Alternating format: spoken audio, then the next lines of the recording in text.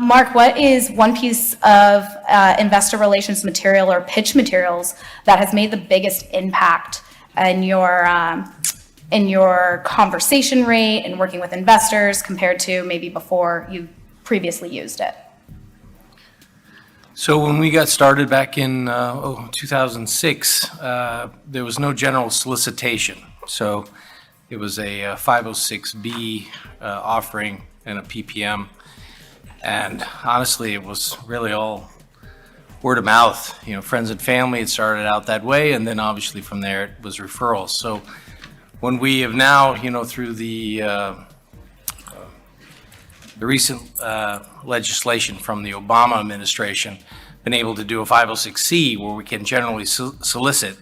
So we're obviously very focused, and I will tell you that I'm old enough to tell you I don't know what I don't know. So I literally have a lot of people beneath me to show me the ways of the internet and the worlds of social marketing, social media marketing. So we do a lot of work with a company called RealMex. We have a database software of roughly 40,000 names at this point of interest that have shown interest over our 17-year history. And we spend a lot of time on that with regards to blogging, with regards to showing pertinent information that's relative to our space and actually our marketplace. Again, not everybody in Indiana wants to invest in the Bay Area, but we do focus on specifically those people who do. In addition to that, the other, I think, real advantage we have is we have been focusing in the family office space recently with a software package called Fintrix, and that's been extremely helpful for us in identifying people who actually are like-minded, and we've done very well with that in regards to finding family offices that like our space. We are a specific menu item, so if we're not in your menu, then we get it, but those who definitely are in our menu item, we focus on them. So I would say face-to-face, post-COVID has always been the best methodology in my old person's book. Michael, I kind of want to jump to you with that same question because you being in the crypto space, I feel like that is such a wide variety of who's okay with it, who knows it, who has zero interest in it. So how do you overcome that, or what has helped set you apart with a material or an aspect that you present? Well, again, we're a fund for accredited investors. I guess I could reach out to the audience. I know everybody's pretty much here as an accredited investor, but how many people here, this is not crypto, just in general, are currently allocating into either hedge funds or venture capital funds? Show of hands. Okay. Seems like they're all in the back. They don't want to be disturbed. And second question is, how many people are currently looking at a cryptocurrency investment of any kind? Okay, even smaller number of hands, also in the back. Awesome. But so those who put your hands up on either of those, you should come to our booth, Alpha Transform, and we're going to be holding a little private dinner tonight for people who are allocators or interested in cryptocurrency investors. So those 15 or 20 of you, that's about the size of our private dining room. So that's marketing. That's marketing. Okay, I see what you did there. I appreciate that. You can jump into the middle. Chase, do you want to answer that question? Sure. I think for us, speaking to some of the COVID face-to-face aspect, it's been a blend of what we learned in COVID and still applying it now while bringing back the face-to-face. We haven't done any general solicitation. We have about 1,300 individuals who keep a pulse on our investments and about 700 who have invested. And I think the difference that the feedback we've received is what we do is we have investor meetings where for any given opportunity, we've done over 20 different investments across different industries. We'll have a meeting where we have either the founder of that company come and pitch and talk about how they built to where they're at, their plan, their projections, et cetera. Have the investors, we usually have about 50 in person and over 100 on Zoom. And so we'll broadcast it live, have people come, meet them, hear the strategy from the founder, not from us and from our deck, because a lot of people I'm sure some of you experience this. It's pretty shocking when you have a data room with abundance of diligence materials and models. The percentage of people that actually look at that compared to the percentage of people that invest, it's pretty shocking. And I think people like, again, to hear that face-to-face. So having the in-person meeting, and then what we do is not only broadcast it on Zoom, but we'll record it and send out the replay for the other 600 that can't make it that day at that time. So they can have that face-to-face experience. They can feel like a sophisticated investor, whether they are a family office or they're a retail investor. They can pause the replay, they can rewind it. They have full access to that. So that's been a huge asset for us. Awesome. Sophie, do you have something to add? Well, I was about to say, I mean, we're going through exactly the same process. Okay. Right. And we're opening a data room, by the way. So, exactly the same thing. I mean, COVID has actually, made us think that, face-to-face, nothing beats face-to-face, basically. And this is what we were aware of since COVID, basically. And of course, I met a lot of investors, like online, and never met them physically. But then it wouldn't have the same impact as when you meet them, physically. And that's for sure. And the reason why, I traveled from Dubai, where I'm based. It's 12 hours difference. I mean, and I think, it's worth it most of the time. So I can realize that,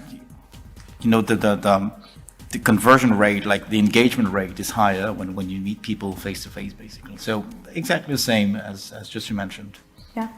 Has anybody on this panel had extreme success with the opposite, with being completely Zoom or completely remote and versus meeting in person? In a way, I mean, our team is really geographically diverse. We have a partner in Barcelona, we have a team in Asia, and so time zones never, ever align. And so inevitably, 2/3 of the team is doing something virtual and meeting. We can't always meet in person, or we can't even we're actually meeting asynchronous now. So, much more goes into that team building and trust internally in terms of how we operate, and then being able to engage with, entrepreneurs we're working with as well. It's if you can get to those conferences where there's a large group, when you get people in the room, that's super important. But being able to also work asynchronously and have to basically, we're not giving up the Zoom. It's just going to be part of our lives, unfortunately. It's not always possible to do every meeting physically, and it's not just COVID. When I started Bid Angels in 2013, it was getting investors from Japan and Korea and the Soviet Union, together with startups from Peru and Mexico City and the Philippines, and so you couldn't get them all in one place. And so really the first couple of years was people pitching, through, it was before Zoom actually. It was on GoToMeeting.com, and we had in February of 2014 Vitalik talking to everybody about this thing called Ethereum he was building. And so we still today, bidangels.network, if you're interested in just funding individual crypto companies in their early stages, we're in 25 cities, but we also have a monthly Zoom, which is for the companies that are not in those places, or for ones that did really good in the local chapter, and we feel that should be exposed to a larger audience. And then they all end up at the annual Coin Agenda conferences that we put on. Okay. And do you do a lot of in-person or virtual Yes. meetings? So prior to actually starting Return on Good, my husband and I owned a digital marketing company. So I'm all about the digital marketing. We sold it to venture capital on our exit. The internet's the great equalizer, right? Like the internet is where we live in a global economy and we're able to communicate with anyone. So I'm a giant proponent of video, huge proponent of a 30-second elevator pitch of here is a crisp, concise message that my high school son can understand or my 75-year-old mom can understand. So I guess I would say that every method of communication, in person, Zoom, is important. But the internet, crisp digital, and a very crisp digital pitch, I think is really important. Yeah. The only thing that I would add is I think that Zoom or virtual meetings add some efficiency. And I think what I find is a lot of investors want to have that initial meeting virtually, and then they want to have a follow-up meeting. If they want to have a follow-up meeting, it's in person. We did that. It was very effective for us. We went to the JP Morgan Healthcare Conference, and I don't know, I think there was one group that we met with there that we had not met with virtually, but the majority of the meetings were follow-up meetings. Great. I have to agree. I do a lot of first-time phone calls with someone that's just calling in and inquiring about what is a family office or what do you do, and so I have a lot of those first-time calls, and then I move to a Zoom meeting and do a full, hi, I'm Holly.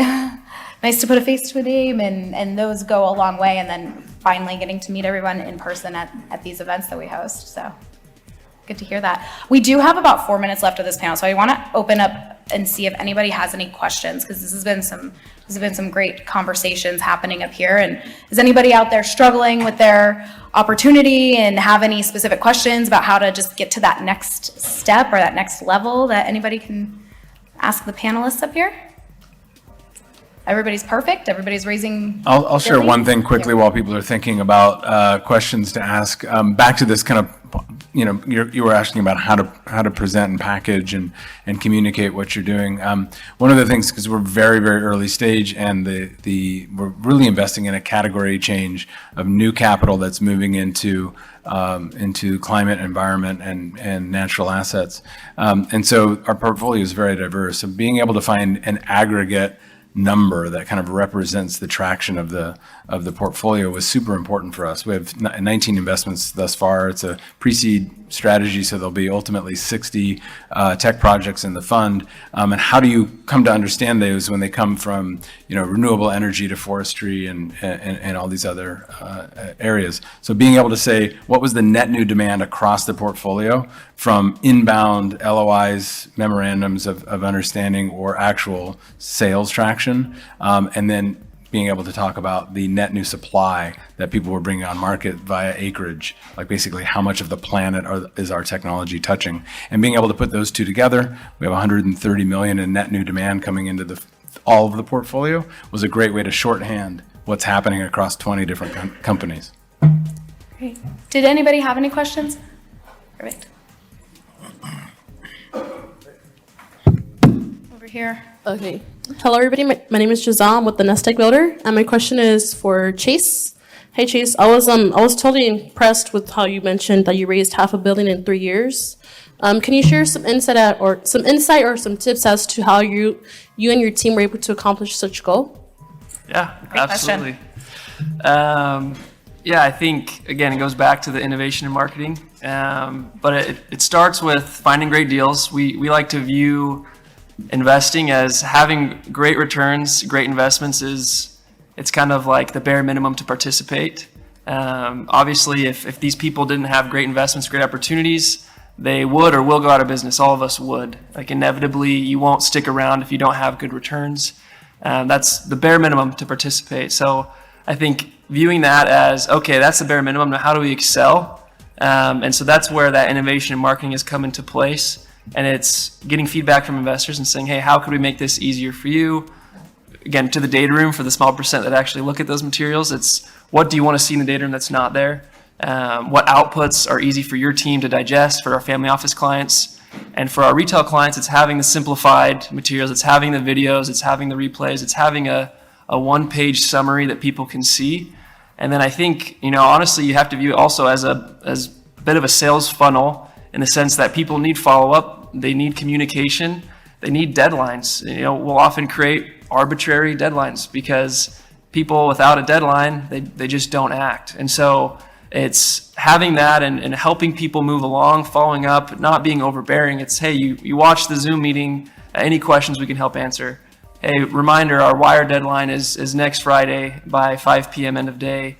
Any way we can help in that process. And so it's that, and it's also building out the team, having the right people in the right seats, to have the talented individuals to do the diligence. I'm not the one that's deep in the model. His name's Alden Funk, and he could crank on that thing till 4 a.m. every morning. But it's also having the compliance, the legal, the operations, people that can answer questions at any time of day. I think we really stress, replying right away. It doesn't matter if it's 8 p.m. at night, you gotta respond. So those are a few thoughts. Hopefully that was helpful. Awesome. Well, thank you everyone on this panel, and thank you for the audience to participation. Join the Family Office Club by visiting familyoffices.com. We look forward to seeing you at our next live event.